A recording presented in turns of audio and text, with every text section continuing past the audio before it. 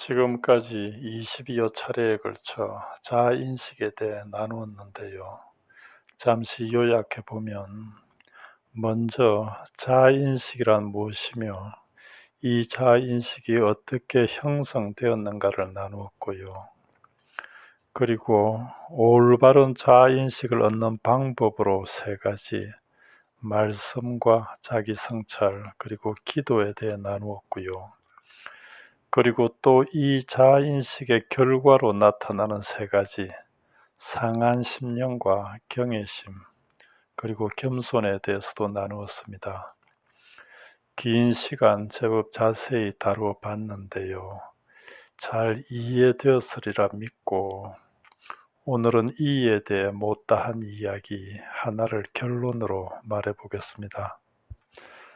사람들은 하나님의 일을 한다면서 그 일이 잘 되면 승리했다 하고, 심지어 하나님의 교회를 한다면서도 교회가 커지면 성공했다 합니다. 일의 결과를 놓고 좋아하며 대견해 한다는 것이요. 여기에 꼭 하나님이 하셨다는 말을 덧붙이면서 말입니다. 그런데 그런 이들의 속내를 보면 그 속에는 지들이 성공하면 하나님도 성공하시고, 지들이 실패하면 하나님도 실패하신다는 생각이 알게 모르게 깔려 있습니다. 마치 하나님의 성패가 자기들의 성패에 달려 있는 것처럼 말입니다. 뿐만 아니라 사람들은 하나님의 일을 한다면서 사람들 앞에 당당한 자신을 만들어가며 그런 자신을 보고 기뻐합니다. 자신의 모습이나 변화를 놓고 대견해 한다는 거지요. 여기에도 가끔 하나님이 하셨다라는 말을 덧붙이며 말입니다.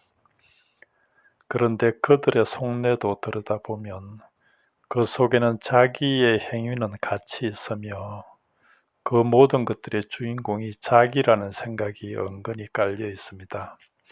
마치 하나님은 자기들을 위해 덜러리로 계시는 분인 것처럼 말입니다. 우리 한번 잘 생각해 보십시다. 왜 하나님이 우리에게 당신의 일을 하라고 허락하실까요? 그 일의 결과를 통해 하나님이 기뻐하시고 슬퍼하시려? 그 일 속에서의 우리의 당당한 모습을 보고 대견해 하시려? 하나님이 우리에게 당신의 일을 허락하시는 이유는 단 하나, 그 일을 통해 우리 자아를 올바로 인식하고 겸손히 당신만을 믿으라는 것입니다. 요한복음 6장 29절에 믿는 것이 하나님의 일이니라는 말씀처럼 말입니다. 하나님의 일에 있어 우리의 몫은 그 일을 통해 자아를 올바로 깨달아 하나님만을 의지하는 것이며, 결과를 포함해 나머지는 다 하나님 몫입니다. 하나님은 그 일이 성공하면 성공하는 대로, 실패하면 실패하는 대로 당신의 뜻을 이루시는 분이니까요. 그러니 어떤 일이든 결과는 하나님께 맡기고 우리는 그저 묵묵히 그의 일을 하며 그 속에서 하나님 앞에 내가 어떤 존재인가를 깨달아 겸손히 그분을 믿으면 되는 거지요. 우리 모두가 반드시 기억해야 할 것은 하나님의 일에서 승리니 성공이니 하는 것들은 우리가 쟁취해야 하는, 우리에게 강요된 의무가 아니라는 것입니다.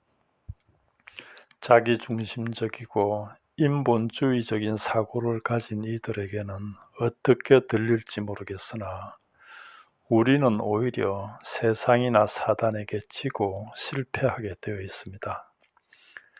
요한계시록 13장 7절입니다.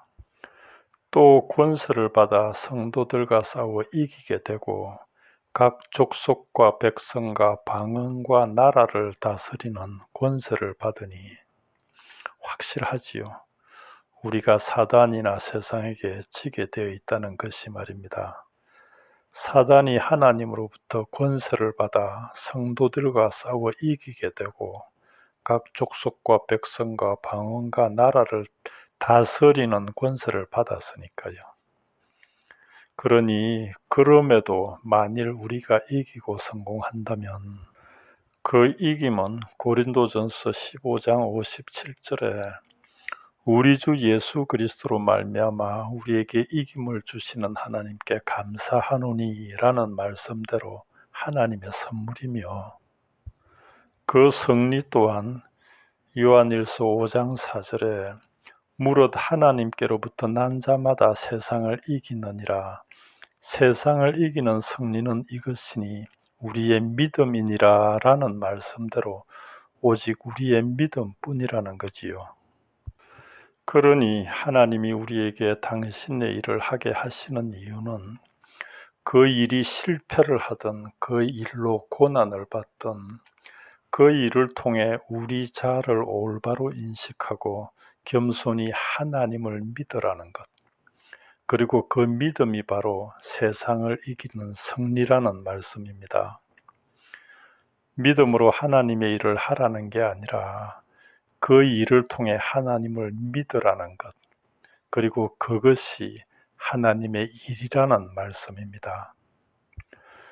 그래서 주님도 우리가 어떻게 하여야 하나님의 일을 하오리까 묻는 무리들에게 요한복음 6장 29절을 통해 하나님께서 보내신 일을 믿는 것이 하나님의 일이니라 라고 말씀하신 거지요. 오늘날 믿는다는 많은 사람들이 이 진리를 놓치고 있는 것 같아 참으로 안타까울 뿐인데요. 무슨 일을 해서 천국 가는 게 아니라 믿어 천국 가는데, 그리고 그 믿는 것이 하나님의 일이라 하는데 왜 이리도 단순하고 분명한 진리를 붙들지 못하고 뭘 그리 덧대어 복잡하게 믿는지 참으로 모르겠습니다. 믿음 생활이란 자체가 우리가 하나님을 위해 뭔가를 하는 게 아니라 하나님이 우리에게 베푸신 은혜를 믿음으로 하나하나 깨달아가는 것인데 말입니다. 로마서 4장 5절 6절입니다. 일하는 자에게는 그 싹을 은혜로 여기지 아니하고 빚으로 여기거니와 일을 아니할지라도 경건치 아니한 자를 의롭다 하시는 이를 믿는 자에게 그의 믿음을 의로 여기시나니. 열심히 일을 해 하나님이 거저 주시는 은혜를 갚으라는 게 아니라 일을 아니할지라도 그 은혜를 믿는 자를 의롭다 하신다는 말씀이잖아요. 그것이 믿음 생활의 본질이니까요. 우리 모두 이 진리를 깨닫기 바랍니다. 그리고 깨달았다면 주위에 꼭 전하기 바랍니다. 왜냐하면 이 진리가 바로 복음이며 즉 기쁜 소식이며, 그럼에도 누구든지 이 진리를 놓친다면 말하기 두렵지만 평생 교회 다니고도 지옥 갈 수 있으니까요. 하나님을 믿는다며 그리도 열심히 행한, 그럼에도 구원받지 못한 바리새인들처럼 말입니다.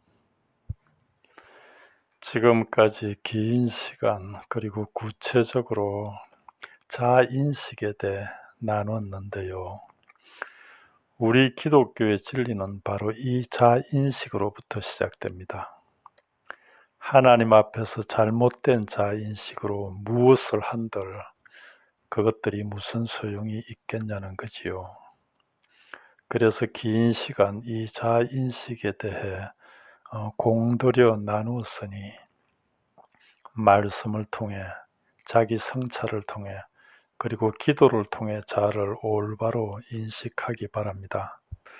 그러면 자신도 모르게 상한 심령으로, 경외하는 마음으로, 그리고 겸손으로 하나님을 지향하게 될 것이고, 그리고 그렇게 하나님을 지향하게 되면 그때에 그의 필요하고도 적절한 행위들이 절로 흘러나올 것이니 무엇을 어떻게 해야 하나 이전에 먼저 하나님 앞에 자아를 올바로 인식하기 바랍니다. 그러면 분명히 나머지는 다 잘 될 것입니다. 자, 인식에 대해서는 이제 이걸로 마치고요. 다음 시간부터는 그리스도의 신비 두 번째 단계인 자기 부인에 대해 말해 보겠습니다.